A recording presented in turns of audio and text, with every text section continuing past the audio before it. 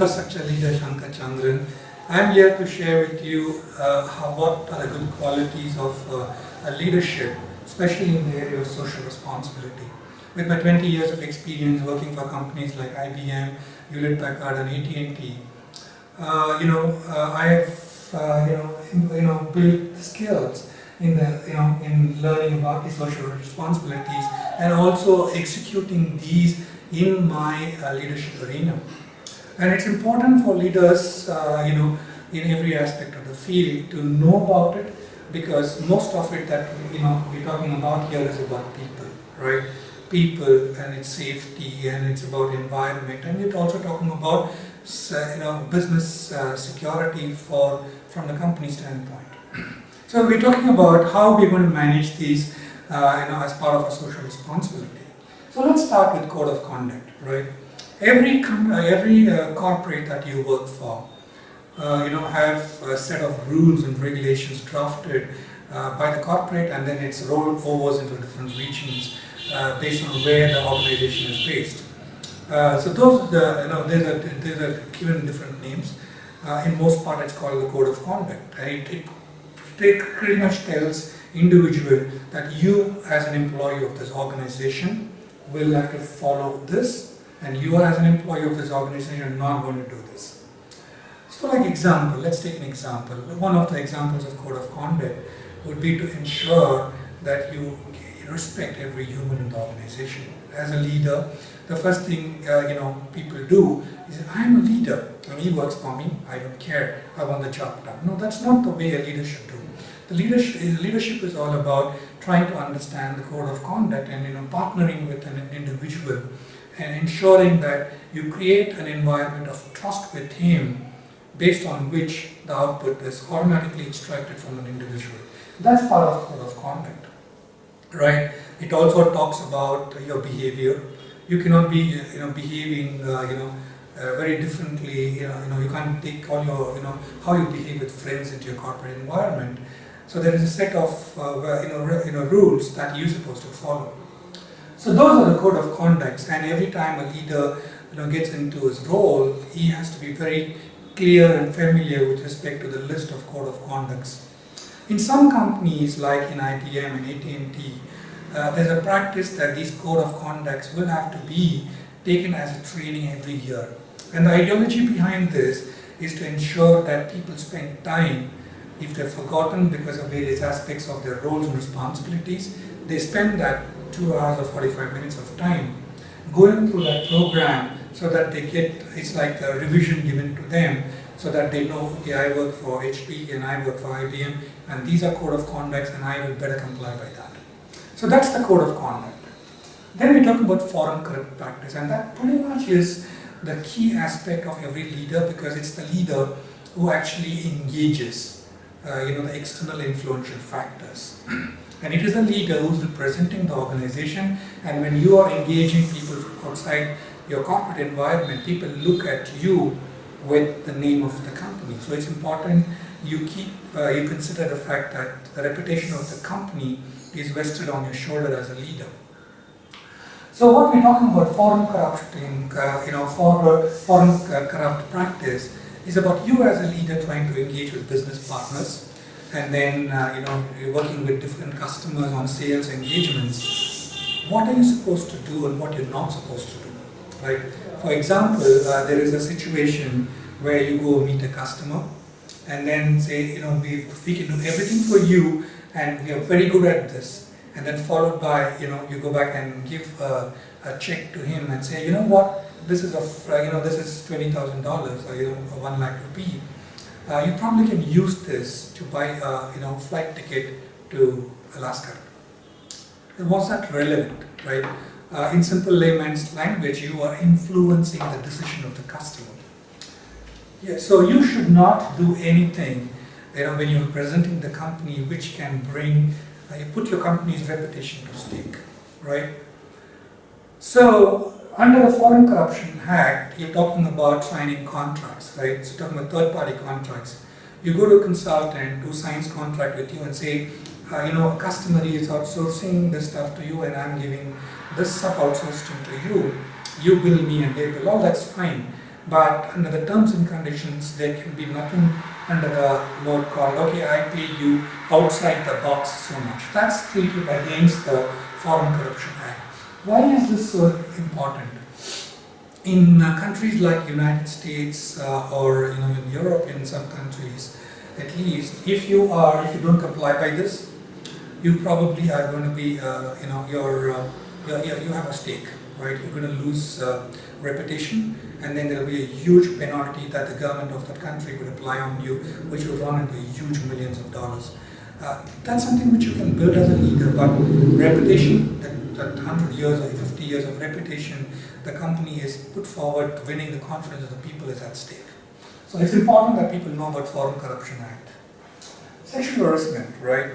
Now, we have different people working in an organization, different races, different sex. Leader, the first thing that a leader should know is how to treat people of different sex. Everyone's given an equal opportunity, and when there is an interaction that goes in from men to men or women to women or women to men, I guess we need to understand the fact that yes, there is a kind of a sensitivity that's involved, and that sensitivity has to be laid down in the discussion when you are interacting with people of opposite sex. Why is it so important?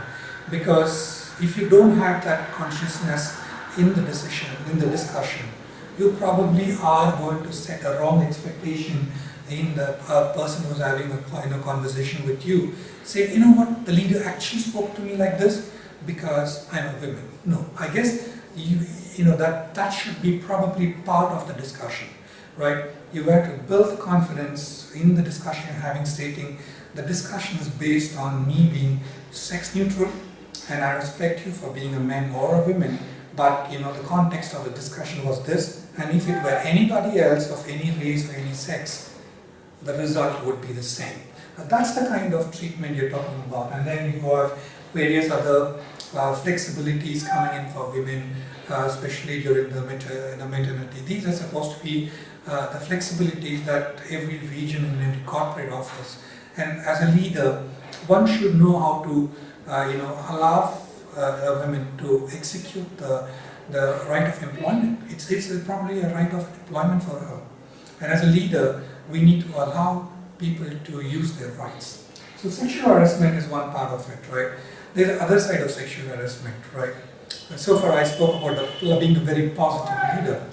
The other side of it is being a negative, having negative thinking.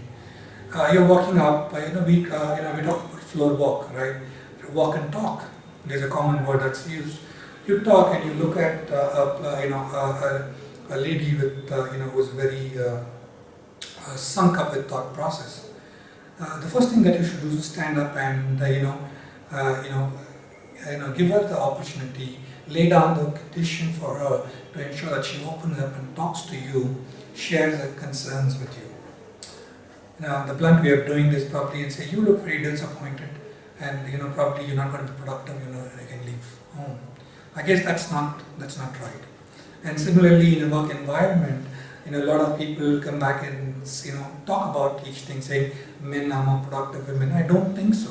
I think everyone is equal, right? And there are pluses and minuses in different things. And as a leader, you need to learn to use the pluses and minuses of both the sex, or all the sexes, to ensure that as a leader you're successful in running the business. And then we're talking about fair labor standards, right? Every country has a different labor law and different labor contexts. Like for example, in India we talk about not exceeding an operational time of more than 50 hours. And then in US we talk about 2,000 hours, not more than 2,000 hours. And then in US they also talk about an individual contributor needs to be compensated for every hour of work beyond 2,000, whereas a manager need not be compensated. Similarly in India, if we need to deal with performance issue of individual contributor, it is a sequence of process, but with manager it's pretty simple. So it's important that a leader has a very clear philosophy and understanding about what the labor law and standards are in the region that you're operating, right? In most part, it's not about skills, of running the business, but it's also about understanding where the conditions that is laid down for you to run the business. And then disability awareness. These are programs that all the companies are now introducing, and I guess that's going back into equal opportunities. I guess for people with disability skills, I guess they are probably qualified to be called disabled, probably in one area. But when we talk about human cycle, our skill set composition consists of multiple arenas. But just because they are disabled in certain functions, we treating them individual as disabled people should be the first thing that we should change our attitude. We should say, well, yeah, that's probably disability, that's fine, but I believe you as an individual, a man or a woman, can contribute to the organization in a different way. And trying to lay flexibility and trying to do accommodation for the disability is the positive sign of being a successful leader. So that's the key aspect of how you're trying to create a positive environment of trying to bring disabled people to work for you, right? And then we're talking about antitrust awareness. We're talking about antitrust awareness not only with respect to internal circumstances of working with people and a leader, and we're also talking about leader representing the company, working with another, other companies, business partners or vendors, or even we're talking about sourcing agencies. Trust is key, right? You as a leader have to be trusted, and you have to do right things to be trusted. And if people don't trust you, there's something wrong with you. So you have to probably lay a red carpet in front of the people and follow certain disciplined activities so that people trust you as a leader. Once you're trusted, people will follow you.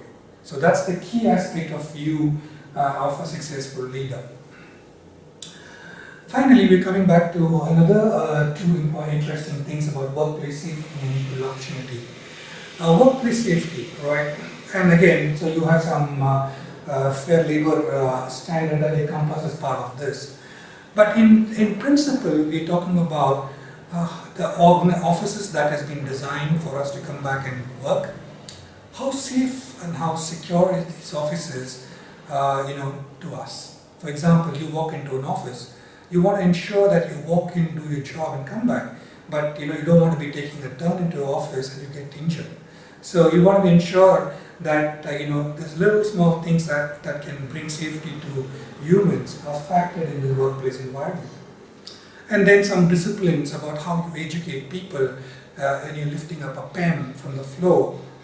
Better bend your knee, because if you don't bend your knee, you're probably going to hurt your back. And then when you sit down in a chair, you probably are going to choose a chair which actually does not bring back for the people, because if you don't factor that, just because you're going to look at low-cost solution, you're probably going to bring back a lot of back pain for the people. And then, of course, the biggest aspect is our eyes.